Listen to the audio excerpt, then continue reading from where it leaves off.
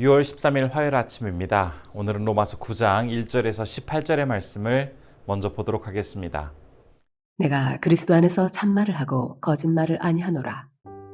나에게 큰 근심이 있는 것과 마음에 그치지 않는 고통이 있는 것을 내 양심이 성령 안에서 나와 더불어 증언하노니, 나의 형제 곧 고륙의 친척을 위하여 내 자신이 저주를 받아 그리스도에게서 끊어질지라도 원하는 바로라. 그들은 이스라엘 사람이라.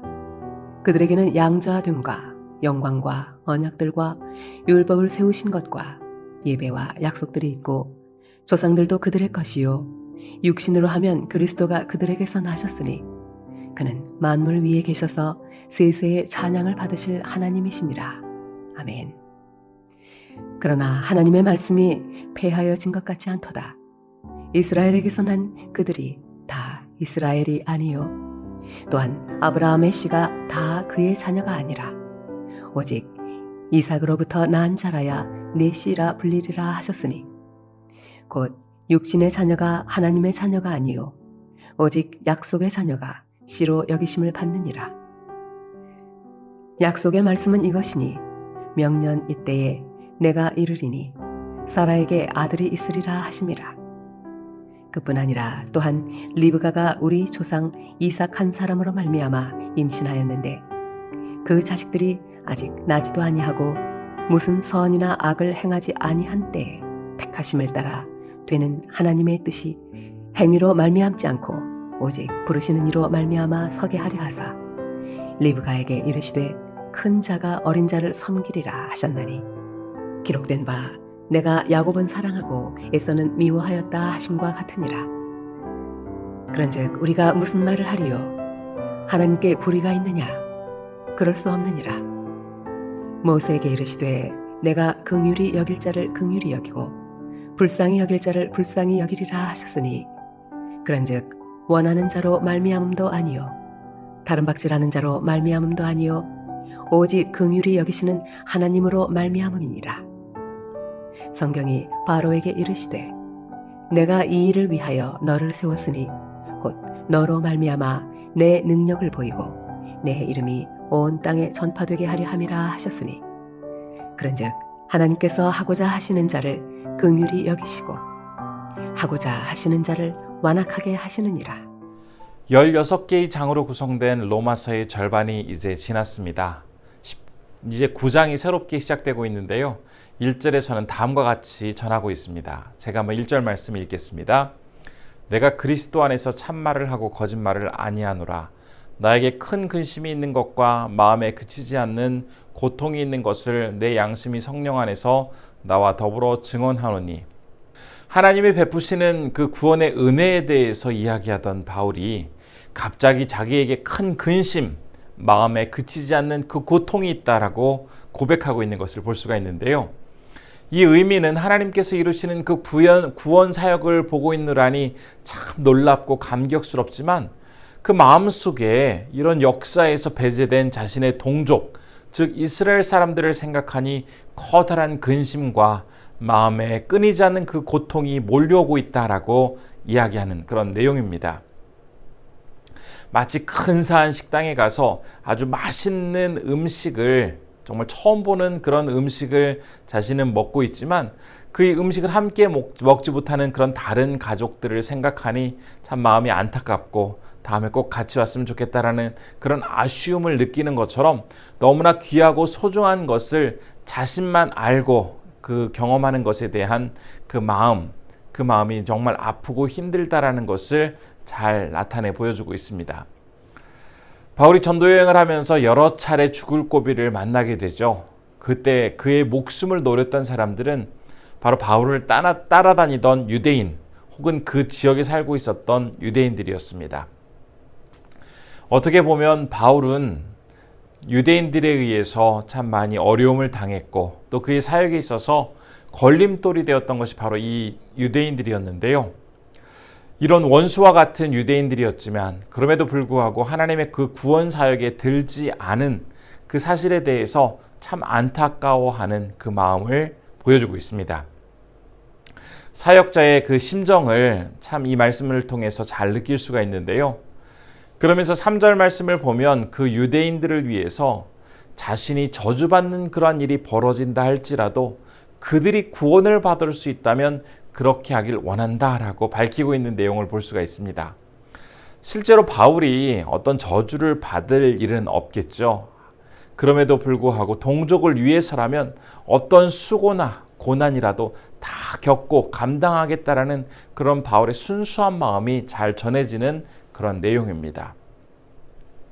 그리고 이제 이어지는 4절 말씀에는 그토록 바울이 소중하게 여기는 유대인들이 지금까지 하나님으로부터 어떤 특권을 받아왔었는지 그 유대인들의 특권에 대해서 쭉 설명을 하고 있습니다. 우선 하나님과 겨루어 이겼다라는 그러한 이스라엘이라는 용어를 용어를 사용하고 있는 그 백성들의 특권, 이것에 대해서 언급한 이후에요.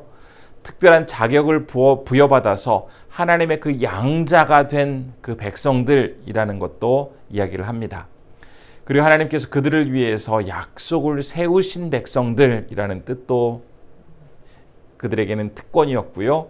또 하나님의 법을 주신 그런 독특한 백성이라는 것, 하나님께서 직접 임재하며 만나주신 그 예배자로서의 이스라엘 백성들에 대해서도 이야기를 합니다.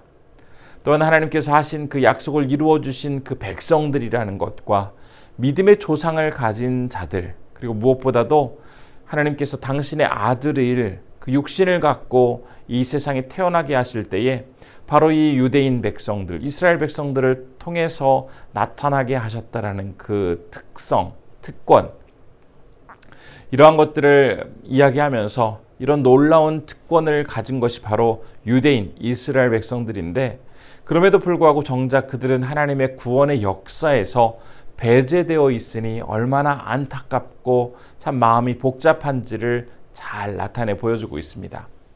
비록 그들이 하나님의 구원 사역의 핵심인 구원자 예수 그리스도를 인정하지도 않고 받아들이지도 않지만 이것은 하나님의 말씀이 어떤 실수하거나 실패한 것이 아니라고 6절에서 밝히고 있습니다.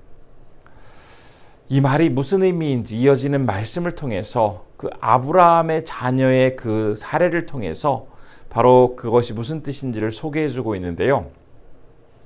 아브라함에게는 이삭과 이스마엘이라는 두 아들이 있었습니다. 그런데 이 두 아들 중에서 하나님의 약속을 따라 그 모든 특권을 이어받는 것은 이삭뿐이었습니다. 이삭이 약속의 자녀가 될 수 있었던 유일한 이유, 그것은 그가 어떤 특권과 남달랐기 때문이 아니라 하나님께서 그렇게 그를 생각해 주시고 그를 여겨 주셨기 때문입니다.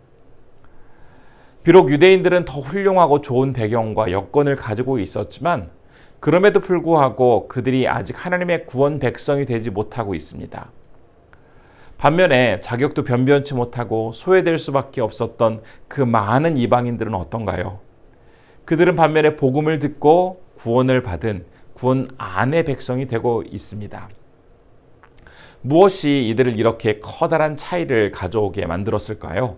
바로 그것은 이삭이 하나님의 자녀가 될 수 있었던 것은 바로 다름 아닌 하나님께서 그렇게 여겨주셨기 때문에 가능한 것처럼 그 많은 백성들, 특별히 이방인이며 소외된 사람들이 복음을 듣고 구원의 백성이 될 수 있었던 것 역시 하나님께서 그렇게 여겨주셨기 때문에 가능하다라는 사실 이외에 다른 이유가 없었습니다.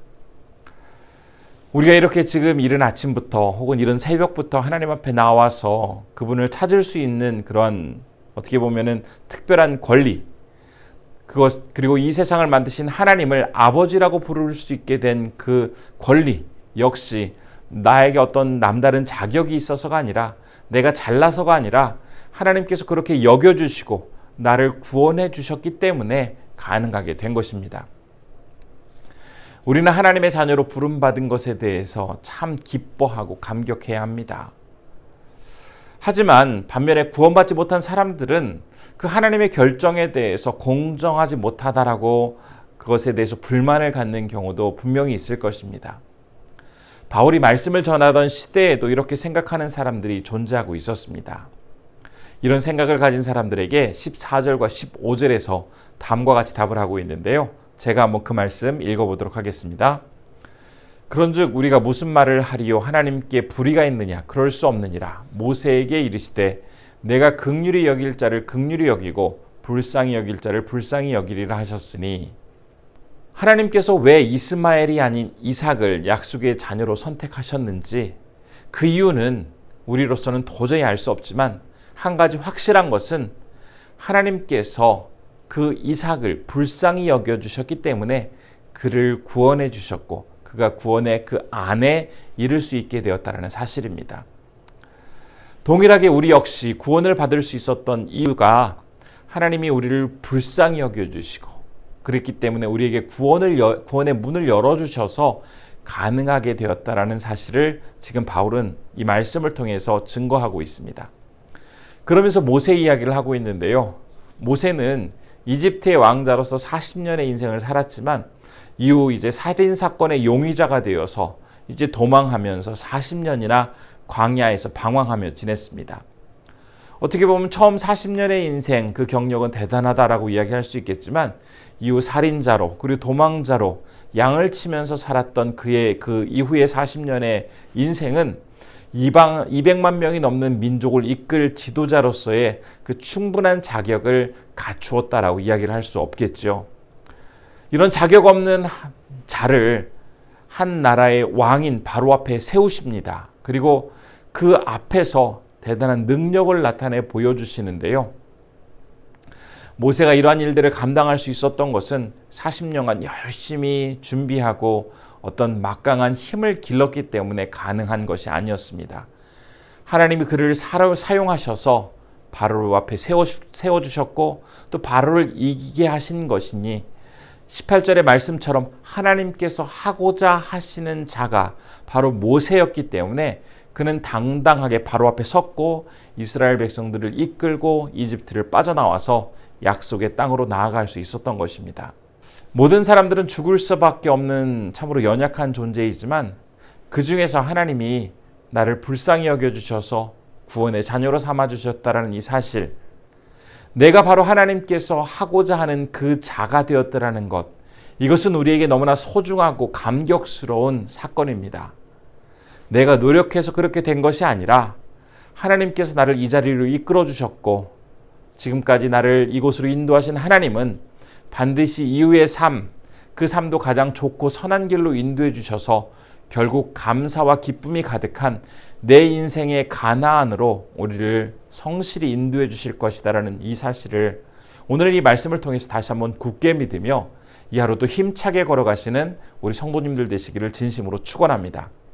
기도하겠습니다. 첫 번째 함께 기도할 것은 내가 하나님께서 하고자 하는 자로 선택되었다라는 이 사실에 기뻐하면서 지금까지의 삶을 성실히 인도하신 그분께서 온전히 나의 앞으로의 삶도 인도해 주실 것이다라는 것을 신뢰하면서 담대히 나아가게 하옵소서라고 기도했으면 좋겠고요. 두 번째로는 태국의 김동현 백정옥 선교사님 위해서 기도하실 때 성령 충만함 가운데 특별히 청소년 사역 잘 감당하시도록 함께 기도해 주시면 좋겠습니다. 기도하겠습니다.